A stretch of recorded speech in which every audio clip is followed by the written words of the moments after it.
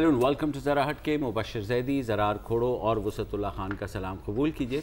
गुज़िश्ता हफ्ते कुछ ख़बरें आना शुरू हुई मीडिया में कि कुछ ऐसे बैंक अकाउंट्स मशकूक किस्म के जाली बैंक अकाउंट्स का इंकशाफ हुआ है जिसमें तकरीबन 35 अरब की ट्रांजैक्शंस हुई हैं। और उसके बाद क्या हुआ कि सुप्रीम कोर्ट ने उसका सुओ मोटो नोटिस ले लिया और इतवार को 3 बैंक्स जिसमें समिट बैंक, सिंध बैंक और UBL के जो हेड्स हैं उनको बुलाया गया और FIA के जो चीफ़ हैं बशीर मेमन साहब उनको भी बुलाया गया और उनसे बताया गया कि क्या हुआ है। तो वहाँ से कहानी शुरू हुई जब FIA चीफ़ बशीर मेमन ने बताया कि ये 2014-15 में कुछ ये मशकूक ट्रांजैक्शंस हुई थी और ख़ासे बड़े पैमाने पे हुई, तो ज़ाहिर है FIA ने इनकी तहकीकात शुरू की। अब आप ज़ाहिर है 2014-15 में हुई, अभी हम 2018 में हैं, तो ऐसा क्यों हुआ? तो उसकी भी उन्होंने तौजीह पेश की है कि जनाब किसी भी शख्स ने FIA से ताउन नहीं किया, ना कोई FIA के सामने पेश हुआ और ये ना सिर्फ उनके नाम पे जिन्होंने पैसे डिपॉज़िट कराए, जिनके नाम पर अकाउंट बने, बल्कि उन बैंकों ने भी कि जिनके बारे में समिट बैंक, सिंध बैंक और UBL उन्होंने भी कतई कोई ताउन नहीं किया। फिर FIA ने स्टेट बैंक को लिखा। ये सारा प्रोसेस होते होते इस साल जनवरी में फिर स्टेट बैंक ने बाकायदा तौर पर FIA को इन्फॉर्म किया कि हम कंफर्म कर सकते हैं कि 29 ऐसे मशकूक अकाउंट्स खोले गए हैं जिसमें 35 अरब के करीब रुपए जमा हुए। अच्छा, जिन्होंने जमा कराए वो ख़ासे इसमें जो है इंटरेस्टिंग कैरेक्टर सामने आए हैं। मसलन बहरिया टाउन, और बहरिया टाउन ने 75 करोड़ रुपए के अकाउंट में जमा कराए और जो जैन मलिक साहब हैं, रियाज मलिक साहब के दामाद, उनका नाम भी है इसके साथ। फिर सजावल एंग्रो फार्म्स हैं, टंडो अलायार शुगर मिल्स हैं, MS ओमनी प्राइवेट लिमिटेड है, एग्रो फार्म्स हैं। लेकिन इसमें जो सबसे इम्पोर्टेंट नाम है वो है जरदारी ग्रुप का, आसिफ अली जरदारी और फरियाल तालपुर। उन्होंने कहा है कि जनाब इन्होंने 1.5 करोड़ रुपए इन अकाउंट्स में जमा कराए। सर बस है, फंसते तो आप 5 रुपए से ही है ना, तो मतलब सर कैसे 35 अरब यानी 30 करोड़ डॉलर बस सर चले 1 अरब 100 करोड़। अच्छा, ये जो अकाउंट्स हैं ये कोई तारिक सुल्तान साहब हैं, उनके नाम पे खोले गए, तो FIA ने उनको पकड़ लिया कि भाईजान ये बड़ी मजेदार कहानी है, सारे के सारे तो उनके नाम पे नहीं, मेजर अकाउंट्स जो हैं उनके नाम पे थे। तो उन्होंने कहा कि जनाब मैंने तो ऐसे कोई अकाउंट ही नहीं खोला। उन्होंने कहा यार ये कैसे हो सकता है भाईजान, तेरा नाम है, तेरे साइन है, तेरे साइन है, तेरी राइटिंग है। उसने कहा भाईजान किसी आप मैंने कसम से नहीं खुलवाए। तो FIA ने एक हैंड राइटिंग एक्सपर्ट बुलवाया जिसने फिर दोनों का उसकी हैंड राइटिंग का और जो फॉर्म जिससे फिल हुए हैं उनका मवाजना किया, फिर इस नतीजे पर पहुंचे कि दोनों फ़र्क हैं। वहाँ से ये प्रोब फिर तेज़ हुआ, ठीक है। और फिर जैसे चीफ जस्टिस साहब ने कल बुला करके इतवार को जब हेड्स को बुलाया और साथ ही उन्होंने कहा कि जी ये जितने लोग इसमें हैं उन सबको जो है ECL पे उनका नाम डाल दिया जाए, जिसका ऑर्डर आया है, जिसके बारे में अटॉर्नी जनरल का कहना है कि अभी तक कंफर्म नहीं है। इस पर बड़ी कंफ्यूजन क्योंकि कल जो चीफ जस्टिस साहब ने अदालत में कहा, उन्होंने कहा इनको स्टॉप लिस्ट में डाल दिया जाए। अब मुझे नहीं पता कि स्टॉप लिस्ट क्या थी, बल्कि मुझे क्या जो अभी केयर टेकर इंटीरियर मिनिस्टर हैं आजम खान साहब, उन्हें भी नहीं पता। सुबह उन्होंने बयान दे दिया, उन्होंने कहा यार स्टॉप लिस्ट वो होती है जिसमें सेक्रेटरी दाखिला अपनी डिस्क्रेशन पे किसी भी शख्स का नाम आर्जी तौर पे डाल सकते। हाँ, और फिर ये प्रोविंशियल आइडेंटिफिकेशन लिस्ट भी है कोई, हाँ वो भी है, आर्जी शनाख्ती फहरिस्त है। और इसमें FIA भी किसी भी शख्स का नाम इसमें प्रोविजनल लिस्ट में डाल सकती है। मकसद ये होता है कि आर्जी तौर पे वो कहीं बैरून मुल्क ना फरार हो जाए।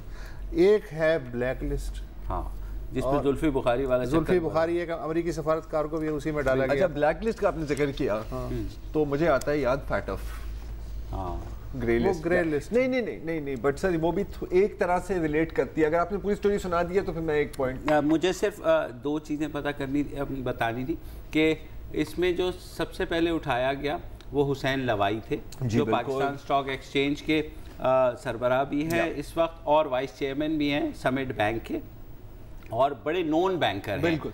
ओवर मतलब 90s से 2000 में खासे टॉप के बैंकर्स में इनका शुमार होता है। तो उनको उठाया गया है और उनका नाम भी अब ECL के ऊपर डाला गया है। और 3 बैंकों के टोटल सुदूर बताए जा रहे हैं और CEOs 3 बैंकों बिल्कुल उनके नाम वो है। उसके अलावा डिपार्टमेंटल हेड्स भी हैं। एक और भी खबर आई थी बीच में, आप ज़रा बताइए कि चीफ जस्टिस के इल्म में ये बात आई कि समिट बैंक को सिंध बैंक में जम किया जा रहा है 2-3 महीने पहले। तो उन्होंने स्टेट बैंक को हिदायत की कि ये जब तक ये चीज़ें क्लियर नहीं होती, ग्रे एरियाज हैं, क्लियर नहीं हो जाते हैं, ये रुकवा दिया जाए। ऐसा हुआ? ऐसा है, लेकिन वो अंडरस्टैंडेबली सो होगा भी नहीं, क्योंकि इतना बड़ा ये अब तो स्कैंडल है ना। अब तो पूरी मार्केट पीछे हट जाएगी। और मार्केट के जहां तक बात आती है, मार्केट आपकी आज भी क्रैश की है। सदर गिरफ्तार तीसरा बड़ा क्रैश इस महीने हुआ है आपका स्टॉक मार्केट का। तो उसका हालत देख ले कि वहाँ क्या चल लाओ होने वाली है। इसका मतलब है माल उठा लो जितना उठा सकते हो। तो यार तुम मैं किसी को एडवाइस नहीं दे रहा, अगर आपका लॉस हुआ है मेरे पे नहीं है। तुमने जो 5 पेटी लगाई हुई थी उसका क्या करना यार? अभी वो पेटी मैं तुमसे बगैर नाम लिए पूछना चाह रहा हूँ, क्या इलेक्शन से पहले जिन के नाम ECL में आए हैं वो अरेस्ट हो जाएंगे या नहीं? मेरा नहीं ख्याल कि अरेस्ट होंगे, सिर्फ बाहर नहीं जा पाएंगे। ठीक है, जिसमें जाहिर है आसिफ अली जरदारी हैं, फरियाल तालपुर है, तो वैसे भी नहीं जाएंगे, इलेक्शन कैंपेन चल इलेक्शन कैंपेन चल रही है। तो मेरी इत्तलात ये है कि जरदारी साहब जो है या पीपल्स पार्टी, कल उन्होंने लाहौर में इस पे एक इमरजेंसी अपनी मीटिंग भी बुलाई है, जिसके बाद वो फॉर्मल रद्द अमल देंगे कि जनाब ये हो क्या रहा है, क्योंकि वो इस तरह देख रहे हैं सियासी वही है कि पता नहीं मुझे क्यों लग रहा है कि वो कहेंगे कि सियासी इंतखाब। हो सकता है कि मैं बिल्कुल गलत हूं। एन पहले ये सब करना जमहूरियत की राहों में रोड़े अटकाने के बराबर। बिल्कुल ऐसा ही है। बिल्कुल। और साथ ही इसको क्रेडेंस इस बात से मिलती है कि मुझे ख़बर ये मिली है कि जरदारी साहब ने कुछ कुव्वतों को पैगाम पहुंचाया है कि भाईजान ये जो चल रहा है, तो क्या ये आपका भाई समझे कि आप इवेंचुअली मेरे ऊपर ही आना चाह रहे हैं। तो जरदारी साहब इतने बोले कि उन्होंने ये सवाल पूछा नहीं, उन्होंने बता दिया। उन्होंने कहा कि जी आना है तो आ जाओ, तो डायरेक्ट आ जाओ यार। डायरेक्ट तो नहीं आता। और मुझे याद आया, यही तरीका होता है। मुझे याद आया जब 2008 में पीपल्स पार्टी की हुकूमत आई थी, तब भी जरदारी साहब से हम इंटरव्यू करने गए, तो उन्होंने कहा कि भाई मैंने पहले बता दिया कि जब आपने मुझे कहना हो कि आप चले जाएं तो मैं बैग तैयार रखूंगा प्रेसिडेंसी में, या वो जो है ना, तो मैं खुद ब खुद ही चला जाऊंगा। मैं नवाज शरीफ साहब की तरह जो है वो कोई पंगा करने की कोशिश नहीं। Having said all of that, तो क्या उन्होंने महकमा ज़राअत से रब्ता किया? जी, महकमा ज़राअत से। हाँ नहीं, लेकिन सर इसमें तो आप जिस महकमे से भी रब्ता करें तो चीज़ तो काफी क्लियर ही है। क्लियर है। देखो अब ऐसा नहीं है, वाटर टाइट काम नहीं, काफी वाटर टाइट है। अच्छा, अब मैं थोड़ी सी 1-2 चीजें बात करना चाह रहा हूँ। ये अगर आप FIR आपके पास कॉपी पड़ी हुई है, इसकी अगर आप फर्स्ट पैराग्राफ देखें जो ब्रीफ फैक्ट्स लिखा हुआ है, तो उसमें जिक्र किया हुआ है सस्पिशियस ट्रांजैक्शन रिकॉर्ड यानी STR का। अच्छा, ये क्या होता है, ये भी थोड़ा सा समझने की हमें कोशिश करनी चाहिए, क्योंकि मेन मतलब शुबा क्या है, तो ये तो नहीं है ना कि ये पैसे आ गए एकदम आपके अकाउंट में, कि ये इज पॉसिबल मनी लॉन्ड्रिंग। और ये समझना इसलिए भी जरूरी है क्योंकि ये वाइट कॉलर क्राइम है। जी बिल्कुल। और वाइट कॉलर क्राइम को कहते हैं कि दुनिया में पकड़ना सबसे ज्यादा मुश्किल है। उसकी पूरी एक बड़ी ट्रेल होती है। अच्छा, ट्रेल कैसे जनरेट होती है, इस पर थोड़ी सी बात करते हैं। हमारी जो करंट पॉलिसी है यहाँ पर, सस्पिशियस ट्रांजैक्शन होती क्या है? ठीक है, आसान अल्फाज में कि ये मुबशिर भाई हैं, ठीक है, ये 8 सालों से बैंक कर रहे हैं, XYZ वुसत बैंक के साथ बैंक कर रही है, ठीक है, वुसत बैंक के साथ काफी सालों से बैंक कर रहे हैं। तो तुम एक सेकंड सबर करो ना, सुनो तुम। और इनकी तनख्वाह है आप समझे 3 लाख। मैंने थोड़ी बढ़ा चढ़ा के बताई है, माइंड ना करना, ओके। भाभी ऐसा नहीं है। एनीवे 3 लाख है इनकी, ठीक है, 3 लाख आते हैं, 2 लाख निकल जाते हैं, 20-30 हज़ार रुपए बचते हैं, एकदम 10 करोड़ रुपए आ गए। तो बंदा कहता है कि हाँ बिल्कुल नहीं, तेरे साथ भी वो तारिक वाला सीन ना हो गया। तो जो सिस्टम है वो उसको फ्लैग करता है। अच्छा, अब सिस्टम क्या है? जब हम सिस्टम का लफ्ज इस्तेमाल करते हैं ना, होना क्या चाहिए कि this should be in software. अच्छा, cash cheque transactions over 10 lakh, अब शायद मेरे ख्याल लिमिट बढ़ गई है, वो वैसे ही फ्लैग हो जाते हैं। इसीलिए जब आप कोई लंबा काम करते हो ना, तो हमेशा 9,99,000 का बनता है, 10 लाख से ऊपर का नहीं बनता, ताकि फ्लैग ना हो। ये भी तौर तरीके होते हैं, ठीक है, जिन लोगों के पास इतने पैसे हैं कि वो कर सकें ऐसा। वहां से it should happen by software कि इमीडिएटली STR फ्लैग होता है, रिपोर्ट जाती है आपके अपनी मैनेजमेंट को बैंक की, और आपकी जो कंप्लायंस डिपार्टमेंट है, हो सकता है कि एक दो स्टेप्स मेरे से मिस हो गए, I am not a banker. वहां से फिर जाती है state bank Pakistan. State bank Pakistan की कौन सी सेल्स और डिपार्टमेंट्स इनको देखते हैं? AML and terror financing. AML मतलब ऑल पाकिस्तान मुस्लिम लीग। और अक्सर इस डिपार्टमेंट वालों की हेड जो होते हैं उनकी कमर में बड़ी दर्द रहती है बेचारे। बहरहाल वहां से the anti money laundering cells and the terror finance cells take a look at it. ये बन गई आपकी थोड़ी सी फैटअप वाली कनेक्शन ऑल्सो, बिकॉज वो भी चाहते हैं कि ये चीजें टाइट हो। अच्छा, जो ट्रेडिंग होती है इंटरनेशनल ट्रेड, उसमें कंप्लायंस ऑटोमेटिक है। आप समझ रहे हैं कि जैसे अगर फर्ज करें कि क्राइमिया से कोई शिप डॉक करती है, वो ऑटोमेटिकली फ्लैग हो जाती है, ऑटोमेटिकली वो सैंक्शंस लिस्ट में आ जाती है। लेकिन ये जो आपकी जो इंडिविजुअल ट्रांजैक्शंस हैं, इसमें इन प्रैक्टिस क्या होता है कि yes it should be automated. दर हकीकत मोस्ट बैंक्स में क्या होता है कि उन्होंने बंदे बैठाए होते हैं कि जी आप मैन्युअली चेक किया करें। अब मैनुअल चेकिंग में ह्यूमन एरर का एक फैक्टर ए आ जाता है, दूसरा ह्यूमन रिलेशनशिप्स का भी फैक्टर आ जाता है कि जैसे मुस्तफा खान बैंक से कॉल आती है मुबशर को कि सर आप तो मतलब काफ़ी कंगाल इंसान है, एकदम से करोड़ों रुपए कहाँ से आ गए आपके पास? और कहते हैं यार मैं 10 सालों से तुम्हारे साथ बैंकिंग कर रहा हूँ यार, तुम्हें क्या कि कहाँ से आए हैं? मेरे वालिद साहब ने मुझे दे दिए या मैंने कोई प्रॉपर्टी बेच दी, कहीं से आ गई, जाने दो। मैं लॉटरी का टिकट दिखा दूंगा जो मैंने 2 पाउंड का लंदन में खरीदा। एग्जैक्टली। अब आपकी और मेरी रिलेशनशिप है, निकल आई ना। हाँ, अब आपकी और मेरी रिलेशनशिप है, मैं कहूँगा चलो कोई बात नहीं, जाने दो। ये आता है। तो यहाँ पर पहले मैंने सोचा था कि बैंक ने ही STR रोक ली थी, SPP को भेजी नहीं थी, लेकिन FIR से पता लगता है कि SPP को भेजी थी। यार ये सारे अच्छा, चैंपियन आखिरी हाँ, अब इस पे भी आते हैं।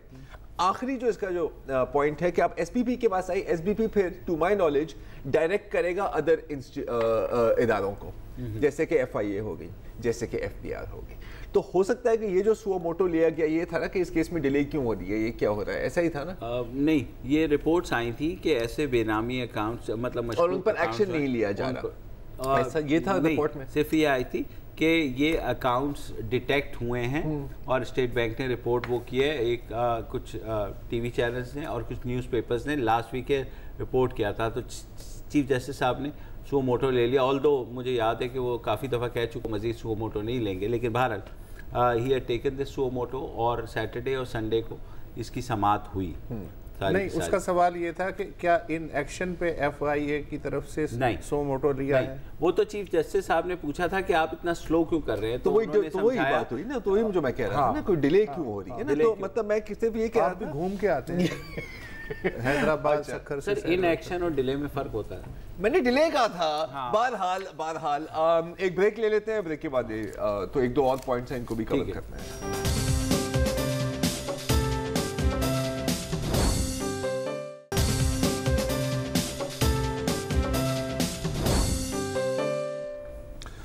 Welcome back. बात हो रही है कि सुप्रीम कोर्ट ने 7 अफराद के नाम ECL में डालने का हुक्म दिया है। इनकी ट्रेल जाती है 3 बैंकों में खुले हुए 29 बेनामी अकाउंट्स की तरफ। इनके सुदूर और CEOs जो हैं वो भी जद में हैं। और इस दौरान एक सवाल जो मैं पूछना चाह रहा था, हमारे साथ है मालियाती अमूर के सरकर्दा माहिर ज़रार खोड़ो साहब, कि ये बताइए कि ये सारे के सारे चैंपियन हैं अपने अपने कामों के ना, allegedly हैं, मतलब जो इन प्रोपेगेंडा लाइन के खिलाफ किया जाता है। तो ये ऐसा कच्चा हाथ कि सारा मनी ट्रेल भी सामने हो, कागज़ पे हो और FIA आराम से जाए और कहे अच्छा ये आ गया और वो पकड़ ले, ये इतने कच्चे लोग। यार ये मुझे भी थोड़ी सी समझ में नहीं आती। एक तो मतलब है, मैं समझा, आप समझा। हुआ ये कि इसमें जो है ना 3 कंपनीज और एक इंडिविजुअल का नाम था, जिनका नाम है तारिक सुल्तान, जिनके बारे में हमने बात की। तो FIA जाहिर है पहले कंपनीज के पीछे गई, तो जब कंपनीज के वो एंड तक गई तो कंपनीज एग्जिस्ट ही नहीं कर रही थी, तो ना उनका एड्रेस सही था, ना उनकी नहीं। ये तो हुआ, लेकिन ये अनाड़ीपन नहीं है। ऐसे लोग जो कि जिनका अनाड़ीपन तो नहीं है सर, मतलब वो कंपनीज के थ्रू उन्होंने कर दिया। अब ये तो हमें FIR से ही पता लगेगा कि कितना इन लोगों ने अपनी हाथ सफाई साफ रखा था और कितना नहीं रखा था। लेकिन 2014-15 की ट्रांजैक्शंस और 2018 तक तो 3 साल FIA जाहिर है तहकीकात करती रही। इस साल जनवरी में आकर के स्टेट बैंक ने कहा कि हाँ अब हमारे पास कुछ सबूत है जिसकी बिना पर ये हो सकता है। अगर इतना टाइम लगा है तो फिर तो money parking is an art. Money parking is art यार, और इस पे तो मतलब लोग करोड़ों डॉलर कमा रहे होते हैं सिर्फ कंसल्टेंसियों में कि भाई इस पैसे को ब्लैक से व्हाइट कैसे करना है। आधा लंदन यही बिजनेस है यार। लेकिन आपको मैं एक और मिसाल देता हूँ। आपने यही कहा ना कि यार मतलब अगर आप प्रोफेशनल हो तो प्रोफेशनल काम दिखाओ ना यार, तो बैरियर टाउन। हाँ, आई मीन ये जो पूरी जो सिलसिला चल रहा है एमडीए वाला और जो सिंध गवर्नमेंट की तरफ से अलॉट हुई है, ये कंप्लीट एंड अटर वायोलेशन, कागज पूरे हैं लेकिन complete and utter violation of rules में ही हुआ है ना, ब्लेटेंटली हुआ है ना। अब मेरा ख्याल है कि यार एक तो देखो बॉस, नशा भी एक बड़ी खतरनाक चीज है, ठीक है ना। जब ये पैसों का भी नशा चढ़ता है ना, यू स्टार्ट फीलिंग के आई एम इम्यून। वो सर कितने पैसों की बात हो रही है यहाँ पे? कितने अरब? 35 अरब। हाँ। तो मैं 1 अरब रुपए दे दूं उसे you will think you are. मैं तो सड़कों पे फायरिंग शुरू, वही ना कि कौन हो तुम, अच्छा तुम्हें गोली लगी ये लो 10 लाख। हाँ। मतलब मैं भी यही हूँगा ना, कितने में बिकोगे यार, छोड़ो यार ये क्रेडिट कार्ड की तो मार है।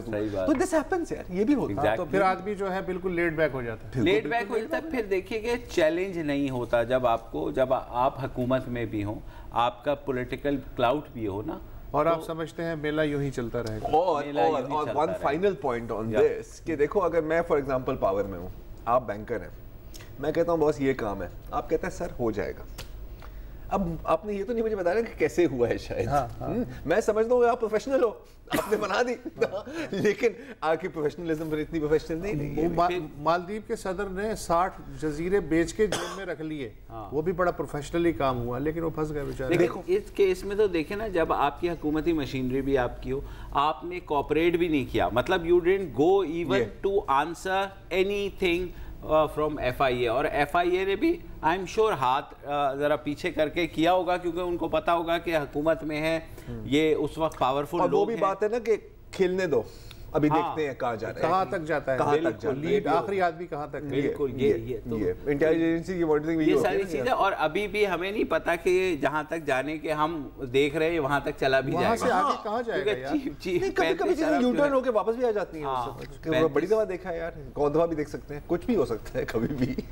भारत चीफ जस्टिस ने कहा कि जनाब जो स्टेट बैंक से कहा है कि वो समिट बैंक की जो 7 अरब की इक्विटी है ना, वो तो छप्पर कर ले, मतलब उसको तो आप ज़रा कब्जा लें SBP अपने पास, ताकि जब तक ये पैसे आते हैं तो तब तक ये तो हो।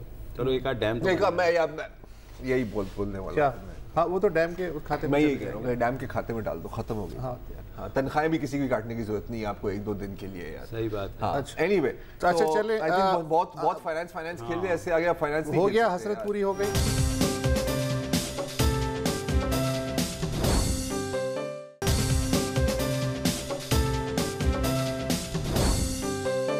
इमरान खान साहब ने तीसरी पार्टी हैं जिन्होंने पहले पीपल्स पार्टी, तीसरी बड़ी पार्टी, सुन लो यार, पहले पीपल्स पार्टी ने, फिर मुस्लिम लीग नवाज ने, और अब तहरीक इंसाफ की तरफ से इमरान खान साहब ने जो है अपना मंशूर पेश किया है। अगर उनकी पार्टी बरसर इख्तियार आ जाती है, दी रोड टू नया पाकिस्तान, इससे मुझे रोड टू स्वात याद आ गई, कमाल मरहूम। अच्छा, वो मोटरवे टू नया पाकिस्तान नहीं लिखा हुआ। अच्छा, इस मंशूर के हैं 7 चैप्टर्स।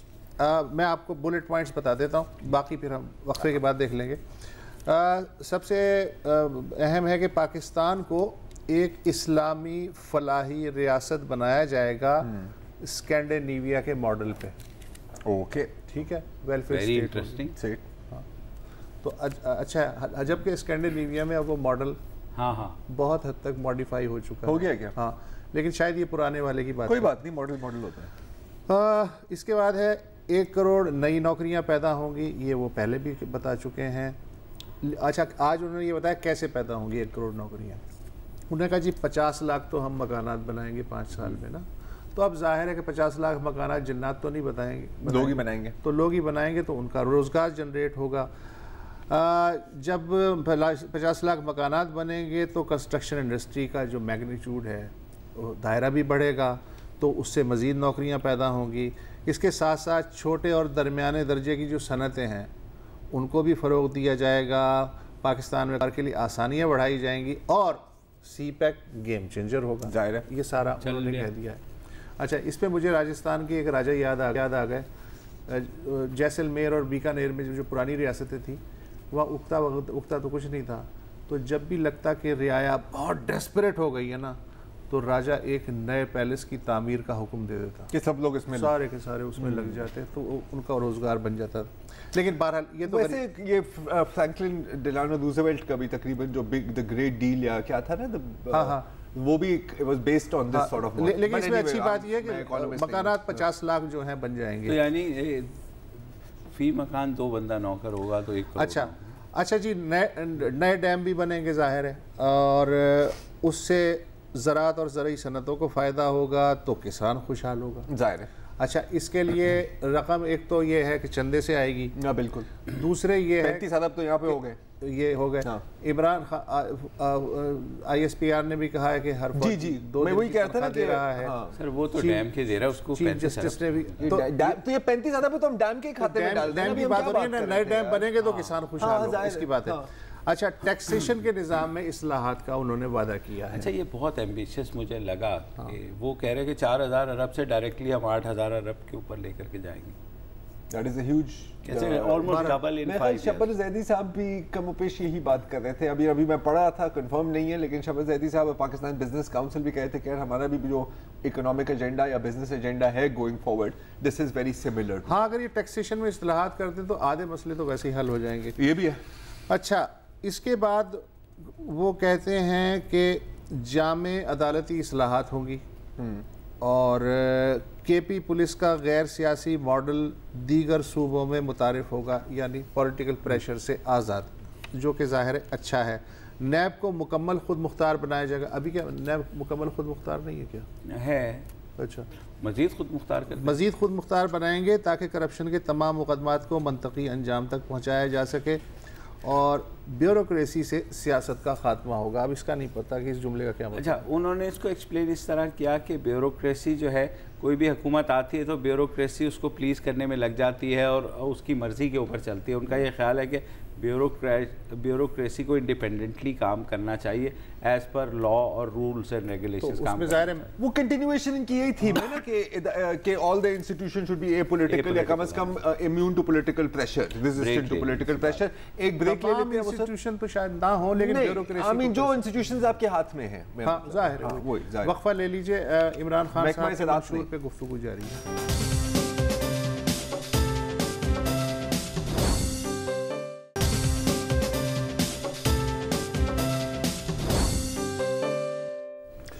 Welcome back. PTI का मंशूर। अच्छा जी, आगे उन्होंने कहा है कि कराची के इंतज़ामी ढांचे में ज़रूरी तब्दीलियाँ लाई जाएंगी, विच इज़ गुड, इसलिए कि कराची में बल्दिया का तो कोई भी इख्तियार नहीं है उस तरह। यस बिल्कुल, तो ये बहुत ज़रूरी है, अच्छा है ये।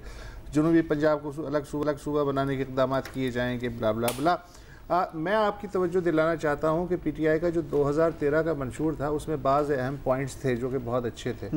इस बार वो पॉइंट्स या तो डाइल्यूट कर दिए गए हैं या उड़ा दिए गए हैं। अच्छा, मसलन गुज़िश्ता मंशूर में बलूचिस्तान के बहरान के हल के लिए कहा गया था कि हम पावर में आने की सूरत में जिला वतन रहनुमाओं से रब्ता करेंगे और उनसे बातचीत करेंगे।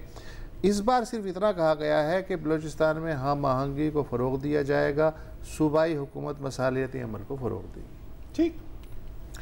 अच्छा, पिछले मंशूर में एक नुक्ता था कि तमाम जो स्टेट एक्टर्स हैं, असेंशियल स्टेट एक्टर्स, उनके दरमियान तवाज़ुन बरकरार रखा जाएगा और फैसला साजी में सिविलियन बालादस्ती होगी। पिछले मंशूर में ये कहा गया था। इस बार ये कहा गया है कि हम रियासती इदारे मजबूत करेंगे। ठीक, मोर और लेस मतलब वही बात। क्या वही बात कहाँ से? तो मतलब एक होती है कि एलोबरेट किया उन्होंने, इस दफ़ा उन्होंने एक न्यूट्रल से जुमले में निपटा दिया। वो उन्होंने असल में प्रैक्टिकल करके देख लिया ना, तो फिर वो उन्होंने कहा बेहतर है कि एलेबोरेट ना ही करें। हाँ, गोइंग फॉरवर्ड बस एक जुमला काफ़ी है, बाकी उम्र इजाफी है। हाँ। अच्छा, पिछले मंशूर में कहा गया था कि दिफाई अखराजात को मुतवाज़िन बनाया जाएगा और दिफाई बजट पे पार्लियामेंट में बहस होगी।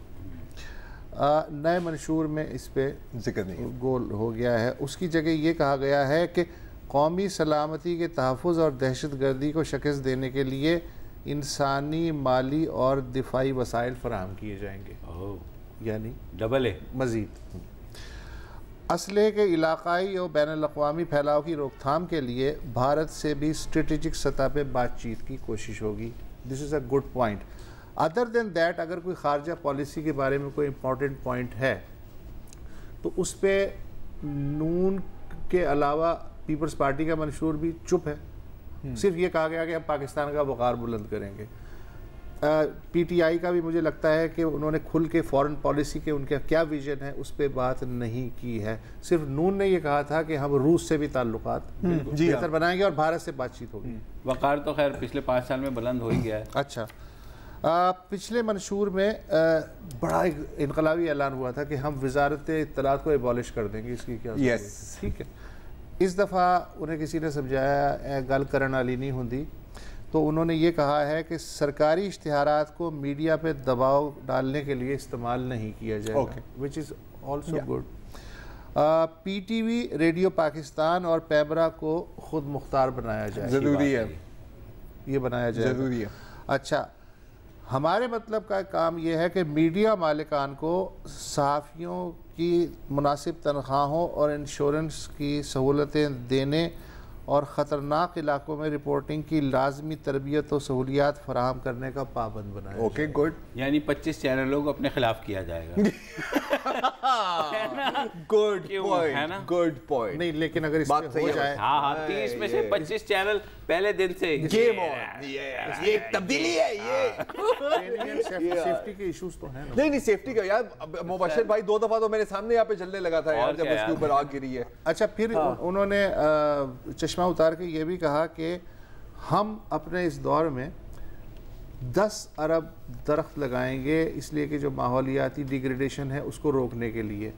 अगर 5 अरब भी लग जाए ना तो बहुत 1 अरब भी लगा दो है। हाँ, 1 अरब तो खैर उन्हें बिलियन ट्री प्रोजेक्ट। हाँ, लेकिन सोच अच्छी है, सोच अच्छी है। अच्छा, और चाय पानी जो है यार, हाँ कोई टी प्लांटेशन लगेंगे, बिकॉज़ ये जो इंपोर्ट की चाय खास तौर पे चाय बड़ी महंगी है, सुना है मैंने। चाय भी सस्ती होगी। उसकी वजह ये है कि अभी सलीम साफ़ी साहब पता नहीं क्या वो बिल निकाल के ले आए अपने कि खैबर पख्तूनख्वा हाउस इस्लामाबाद में है, तो वहाँ 4 बंदों की जो चाय और बिस्किट हैं वो 2-2 लाख रुपए के। एक बिस्किट 50,000। नहीं, देखो मैं आपको इस तरह समझा देता हूँ। ये जो कप है ना, हाँ, इसमें कितने कतरे बच्चे हैं, ये देखो यार, ये मतलब 50,000 रुपए यहीं गिर गए, ऐसा है। अच्छा, और कुल मिला के बकौल सलीम सहाफ़ी साहब के पास 3 साल जो रिकॉर्ड है उसके हिसाब से कोई 20 करोड़ रुपए 3 साल में चाय पानी बिस्टुक वहाँ पेस्ट्रियाँ सिर्फ खैबर पख्तूनख्वा हाउस में। अच्छा, आप कह रहे थे ना कि काम करना चाहिए सफाई से। हाँ, इसके बारे में क्या ख्याल है? हो सकता है कि वहाँ के वेटर्स ने आपस में बात किया हो। ये बात ये होती है जब इतना बड़ा इंफ्रास्ट्रक्चर होता है ना, प्रेसिडेंसी है, अब जाहिर है प्रेसिडेंट हमारे बेचारे जो है ना वो क्या 50,000 का बिस्कुट खा लेकिन वो जाहिर है गोश्त हर दिन 50,000 का ही वहाँ आता होगा, और वो नीचे तक हर जितने मुलाजमीन हैं हर जगह वो चीज़ जाती होगी। प्रेसिडेंट साहब ने तो एक प्लेट में ही खाना है ना। तो एक तरह से तो ये तो वेलफेयर स्टेट मॉडल नहीं है ना, एक तरह से है ना। कैसे? अगर वहां पे बढ़ रहा है सब में तो उनका वेलफेयर ही हो रही है ना सर, और अगर स्टेट की जानिब से वेलफेयर हो रही है तो वो वेलफेयर स्टेट नहीं है तो क्या है? देखो, पिछले और सबसे बड़ी बात जो आपने कही थी, जो इनके पहले मंशूर में थी, कि हम तमाम हुकूमती बिल्डिंग्स हैं उनको लाइब्रेरीज बनाएंगे, और जो गवर्नर्स और चीफ मिनिस्टर्स और प्राइम मिनिस्टर वगैरह ये जो है ना आम उसमें रहेंगे। चलो, लेकिन अब तो यार क्या आदमी घर में भी मजाक नहीं कर सकता? नहीं सर, मंशूर में नहीं कर सकता, हर बात घर में कर सकता, हर बात पे सीरियस हो जाओ। घर में कर सकता, मंशूर में नहीं करना चाहिए। ठीक है भाई, अब मेरे पास तो खत्म हो गया। यार पीटीआई की आप बात कर रहे हैं ना, तो एक बड़ी मैंने इंटरेस्टिंग चीज़ देखी आज, बल्कि किसी ने सोशल मीडिया पे मुझे भेजा। ये आपने सुना होगा, क्या नाम है इस बंदे का, ये जो अभी Nasir Cheema, thank you producer साहब, मैं बिल्कुल भूल गया था, पेपर भी नहीं मिल रहा था। पीपी 53 में खड़े हो रहे थे पीटीआई के नुमाइंदे, और आज उनको बेचारे को डिस्क्वालीफाई कर दिया। क्यों? उनके जरा इलेक्शन पोस्टर दिखाएं, ये इलेक्शन पोस्टर, हाँ उसमें बाजवा साहब भी हैं, ये वो। लेकिन मुझे किसी ने ये भेजा इसलिए नहीं कि यार ये देखें और आप इसके खिलाफ बात करें, उन्होंने ये भेजा कि यार ये वसतुल्लाह खान साहब नहीं लग रहे आपको बीच में से? जरा क्लियर करें, जरा वो 50-50 में दिखाएं, मैं देखना चाहूँ कि बेसिकली ये देखो कि बिल्कुल बिछड़े हुए भाई नहीं लग रहे तुम्हें यार? नहीं लग रहा तुम्हें? Do you not see the resemblance? आवाम से पूछते हैं। आवाम अगर आपको रिजेम्बलेंस नजर आ जाए तो प्लीज कोई टैग करके हमें बता दे यस या नो। अल्लाह के वास्ते हाँ कह दो यार, ताकि इनकी कुछ अच्छा मुझे पता है इनको पीनलाइज क्यों हुए पीनलाइज, क्योंकि इन्होंने तस्वीर लगा दी। अच्छे वो थे जो तस्वीर नहीं लगाते, दिल में रखते हैं, दिल में होनी चाहिए इज्जत ना, मतलब सबको पता हो। इसीलिए मैंने सोचा कि सामने कुछ ना, मैंने कहा था वसतुल्लाह खान ने, मैंने कहा नहीं यार इतना चवल काम वो नहीं करेंगे, वो थोड़े हाथ सफाई से काम हो। ये अभी तक तस्वीर में फंसा। ओके नहीं, on a more serious note, कल की बात है, कल थी दूसरी बरसी ईदी साहब की। तो आज ही मैं एक बड़ी मज़ेदार स्टोरी पढ़ रहा था, वही पुरानी 2 साल पहले लिखी थी हसन जैदी ने, और एक किस्सा बता रहे हैं कि उनके हसन जैदी के भाई अली बलूचिस्तान में एक ज़लज़ले की कवरेज कर रहे थे BBC में। जाहिर है ईदी ज़लज़ला कोई भी तबाही हो, ईदी साहब ना हो तो हो ही नहीं सकता ना। तो वहाँ पर वो कोई वो कह रहे थे कि जितने पैसे थे मेरी जेब में, कोई 2-1 हज़ार रुपये थे, मैंने दे दिए और कहा कि जी अगर ये हो सके तो मैंने यहाँ पे स्पोर्ट्स स्टोर्स देखे हैं, तो अगर आप 2-3 फुटबॉल ख़रीद लें बच्चों के लिए ताकि उनका दिल बहलाएगा ना, and so on and so forth. उसने कहा सही है।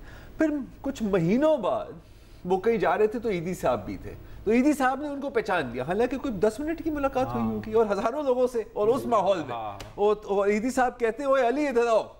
तो अली आता है उसके पास, वो कहते हैं कि जी मैंने बिल्किस को बताया कि तुमने ये पैसे दिए, और उसने कहा कि जी यहाँ से ना लो, कराची में आपको सस्ते में फुटबॉल मिल जाएंगे, तो वो 2000 रुपए के आपको ज्यादा फुटबॉल मिलेंगे। अच्छा, अब स्टोरी बताने का मकसद ये है कि यार करोड़ों की डोनेशंस, करोड़ों का ऑपरेशन, लाखों लोगों को संभालना, अल्पों का शायद, और 2000 रुपए की चीज की हिसाब उनको याद था। ये एक तस्वीर आज अगेन सोशल मीडिया पे देखा था, अभी स्क्रीन पर चल रही है, और जो किसकी, अच्छा साबिर नजर की है, नीचे सिग्नेचर भी है, मैंने पढ़ा नहीं सही था शायद।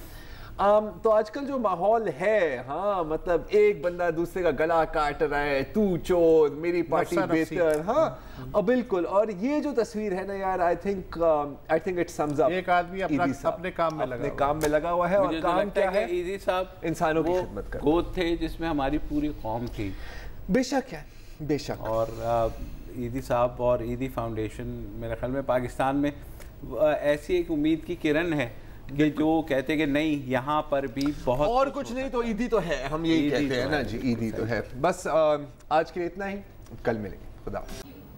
अस्सलाम वालेकुम। अगर आपको हमारे शो पसंद आया है तो प्लीज़ हमारे YouTube चैनल को सब्सक्राइब करें, और अगर मुनासिब समझे तो इस वीडियो को लाइक भी कर लें, तो कोई हर्ज नहीं है, और शेयर भी कर लें और कमेंट भी कर दें जी, वरना वो सब ऐसे ही लिखते रहेंगे। और ये जो दोनों कह रहे हैं ये कर लें जी प्लीज़, नहीं तो हमें भी घर जाना है, मैं आपके कंप्यूटर में नहीं रहना 24 घंटे। सही बात।